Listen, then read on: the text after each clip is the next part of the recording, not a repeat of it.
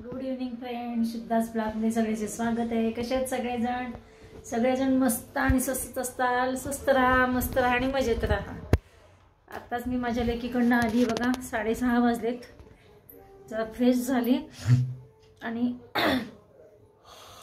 आज ना विरांशनी खरंच केली. दिवसभर त्रास दिला आज विरांश.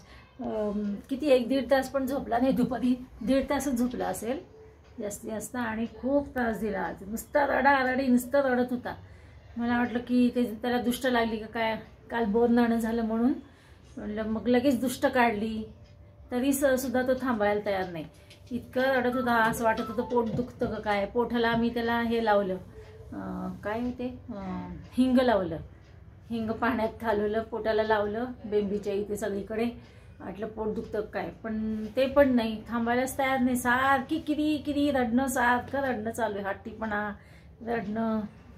आज मग ते विरांश मम्मीने, माझ्या मुलीने आज काय केलं काम, मग बंदच केलं काम.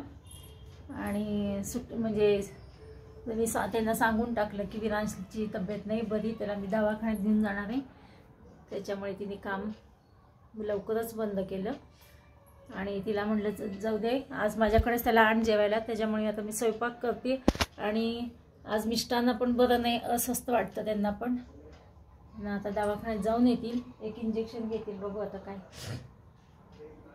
सगळीकडे हेच चालू आहे, दवाखान्याकडे. त्यांचे दुपारी इस्त्रीचे कपडे आणून दिले त्या माणसाने, ठेवायचे राहिलेत आता आतमध्ये कपाटात.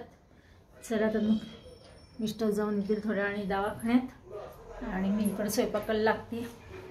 सासूबाई बसते ते बघा, हे बघा TV पाहत बसलेले आहेत. जपाची माळ हातात आहे.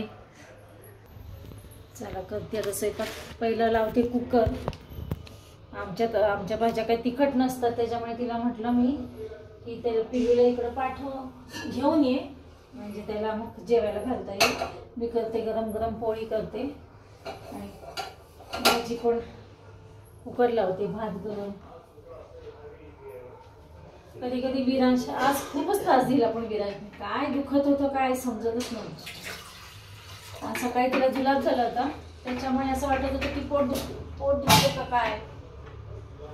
पण नंतर थोड्या वेळाने पुन्हा खेळायचा, हसायचा, खेळायचा. पुन्हा मग हट्टीपणा करत होता, पुन्हा रडायचा, मोठमोठ्याने रडला.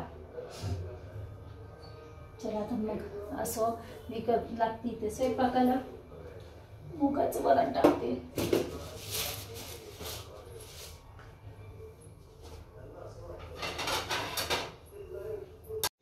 हे पहा विरांश आलेला इकडे. विरांशची मम्मा त्याला जेवायला घालती, माझी लेक. तिने येताना आणली होती इडली आणि मी केलं होतं गोड आंबट वरण, इडली, आणि तिने चटणी पण आणली होती. आणि ती इतकी वैतागलेली होती. चेहरा तर बघा तिचा कसा झालेला आहे. खूप वैतागली होती दिवसभर आज.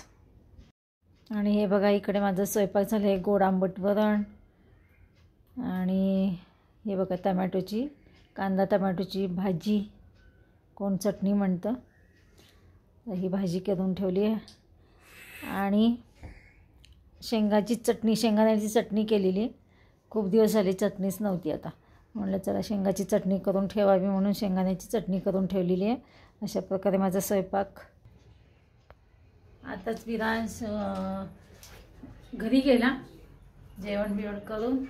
आणि लेकीने आणली होती इडली पिल्लूसाठी, आणि मी केलं होतं ना गोड आंबट वरण. तिने इडली आणि चटणी आणलेली आणि गोड आंबट वरण, त्याच्यामध्ये इडली बुडून त्याला खायला घातलं. तो खाल्ला आणि आता घरी गेला. कारण का तो दुपारी कमी झोपलेला होता, झोपला नव्हता जास्त, त्याच्यामुळे आता त्याला येतं ती झोप. तो झोपेल 9 वाजेपर्यंत. आज खूप त्रास दिला. चला आता हे पण दवाखान्यात जाऊन आलेत, इंजेक्शन घेऊन आलेत. हे पहा आता गोळ्या औषधं. मी सासूबाईंचे हे औषधं, पण मिस्टरांचं आहे बघा. हे पाकिट, हे बघा, हे दिसतं का हे पाकिट. प्रकारे हे दवाखान्यात जाऊन आले, औषध गोळ्या आणलेले आहेत. आता आधीची गोळी घेतात हे, आणि मग आम्ही बसू जेवायला 10-15 मिनिटांनी. सासूबाईंचं झालेलं आहे जेवण, त्यांनाही गोळ्या द्यायच्यात मग त्यांच्या गोळ्या काढून ठेवल्यात. अशा प्रकारे बघा. आणि काल वीरांचं बोधनान झाल्यामुळे आज असं करायला लागलं आहे का काय, दुष्टावलं आहे का काय कुणास ठाऊक असं वाटतंय. तरी दुष्ट त्याच्या पप्पांनी काढली, माझ्या जावयांनी.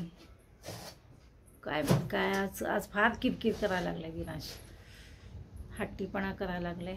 चला असो, आता मग काय सांगितलं. चला, मिस्टर म्हणजे किती वेळा सांगती आपल्या फॅमिलीला, यूट्यूब फॅमिलीला, पण काय आज विरांचं हेच आहे त्याच्यामुळे सांगितलं. चला असो, आता भेटूया अशाच नवीन एका ब्लॉग्समध्ये. तोपर्यंत बाय बाय, टेक केअर.